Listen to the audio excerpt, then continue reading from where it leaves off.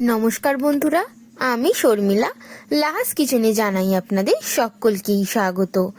আজকে আমি আপনাদের জন্য নিয়ে এসেছি এই শীতের মরশুমের ভীষণ টেস্টি একটি রেসিপি, চিলি ফুলকপি বা চিল্লি গোবি।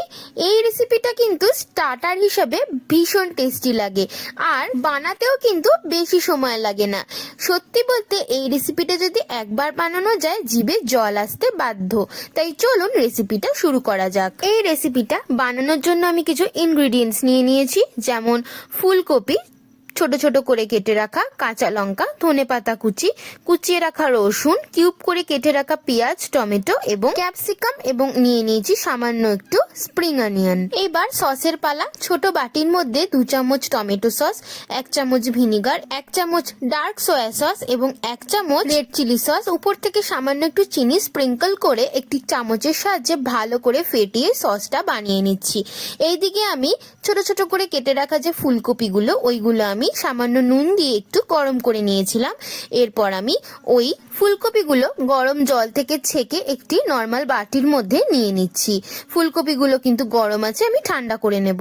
এরপর আমি ফুলকপিগুলোকে ফ্রাই করার জন্য একটি ব্যাটার তৈরি করে নেব। 2 চামচ ময়দা, 2 চামচ কর্নফ্লাওয়ার, সামান্য একটু বেকিং পাউডার, দিয়ে দেবো 1/2 চামচ আদা বাটা, রসুন বাটা, দিয়ে দেবো সামান্য একটু ডার্ক সয়া সস, দিয়ে দেবো সামান্য একটু নুন এবং সবার লাস্টে কাশ্মীরি রেড চিলি পাউডার দিয়ে আমি একটু একটু জল দিয়ে ভালোভাবে ব্যাটারটা তৈরি করে নেব। একটু ব্যাটারটা থিকনেস রাখতে হবে যাতে ফুলকপিগুলো ডুবে থাকতে পারে এবং কোটিং গুলো যেন গা থেকে না পড়ে যায়।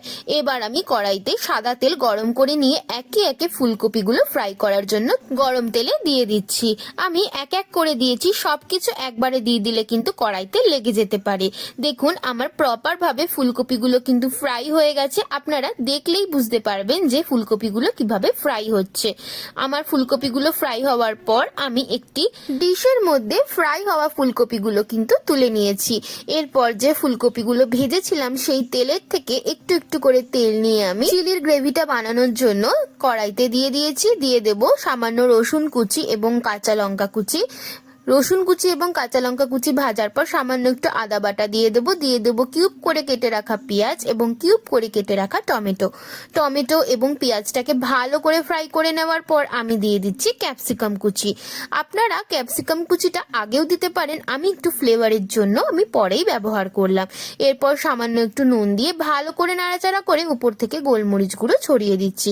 দিয়ে দেবো একটু রঙের জন্য কাশ্মীরি রেড চিলি পাউডার এবং খুব ভালো করে নাড়াচাড়া করে নেব। দেখবো যখন ক্যাপসিকামটা সেদ্ধ হয়ে গেছে ঠিক সেই সময় যে সসটা আগে বানিয়ে রেখেছিলাম সেই সসটা আমি উপর থেকে দিয়ে দিচ্ছি। সসটা আপনারা একবারও দিতে পারেন, আমি এখানে একটু অল্প অল্প করে দিচ্ছি যাতে থিকনেসটা ভালো আসে এবং দেখতেও ভালো লাগে, খেতেও টেস্টি হয়। এবার আমি ফ্রাই করা ফুলকপিগুলোও দিয়ে দিচ্ছি এবং সসের সাথে খুব ভালোভাবে মিশিয়ে নিচ্ছি। আপনারা চাইলে সসের সাথে কিন্তু ফুলকপিগুলো টস করেও নিতে পারেন, আমি এখানে জাস্ট মিশিয়ে নিচ্ছি। ভালো করে মেশানো হয়ে গেলে আমি একটি বাটির মধ্যে 2 চামচ কর্নফ্লাওয়ার এবং সামান্য একটু জল দিয়ে গুলিয়ে রেখেছিলাম সেই জলটা দিয়ে দিলাম এবং উপর থেকে ছড়িয়ে দিলাম কিছুটা স্প্রিং অনিয়ন।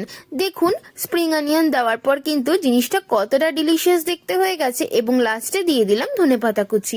আপনারা চাইলে ধনেপাতাটা স্কিপ করে দিতে পারেন, এখানে ধনেপাতাটা দিলে কিন্তু টেস্টটা সত্যি আরো ভালো আসে। তাছাড়াও আপনারা ধনেপাতাটাকে কিন্তু গার্নিশিং হিসাবে ব্যবহার করতে পারেন বা স্প্রিং অনিয়নটাকেও কিন্তু গার্নিশিং হিসাবে ব্যবহার করতে পারেন। তাহলে আজকের আমাদের রেসিপি চিলি ফুলকপি বা গোবি মাঞ্চুরিয়ান বা গোবি চিলি একদম কিন্তু রেডি সার্ভের জন্য। ভিডিওটা কেমন লাগলো অবশ্যই কিন্তু জানাবেন। ভিডিওটা ভালো লাগলে লাইক কমেন্ট শেয়ার করতে কিন্তু একদম ভুলবেন না। আর এইরকমই আরো টেস্টি ডিলিশিয়াস নতুনত্ব এবং কম খরচায় রেসিপি দেখার জন্য কিন্তু সাবস্ক্রাইব করে নিতেই হবে লাহাস কিচেন চ্যানেলকে। চ্যানেল সাবস্ক্রাইব করা কিন্তু ভীষণ সোজা। চলে যেতে হবে ইউটিউবে, সার্চ করে নিতে হবে লাহাস কিচেন চ্যানেলকে সার্চ করে অবশ্যই সাবস্ক্রাইব করে বেল নোটিফিকেশনকে কিন্তু অলে রেখে দিতে হবে।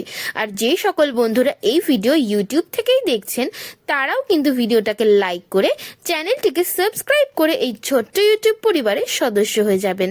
তাহলে আজকের রেসিপি এইটুকুই, না আজকের চিলি ফুলকপির রেসিপি কিন্তু এইটুকুই। দেখা হচ্ছে আরেকটি কোনো আরো ভালো আরো মজাদার আর আরো ইউনিক রেসিপি নিয়ে। তাই সবাই কিন্তু খুব ভালো থাকবেন, সুস্থ থাকবেন। আশা করছি আমিও কিন্তু খুব ভালো থাকবো, সুস্থ থাকবো। থাকবো এবং আপনাদের আশীর্বাদে এই চ্যানেলটিকে সামনে নিয়ে এগিয়ে যেতে আরো সাহায্য করব। তাহলে আজকের মতো আমি আসি।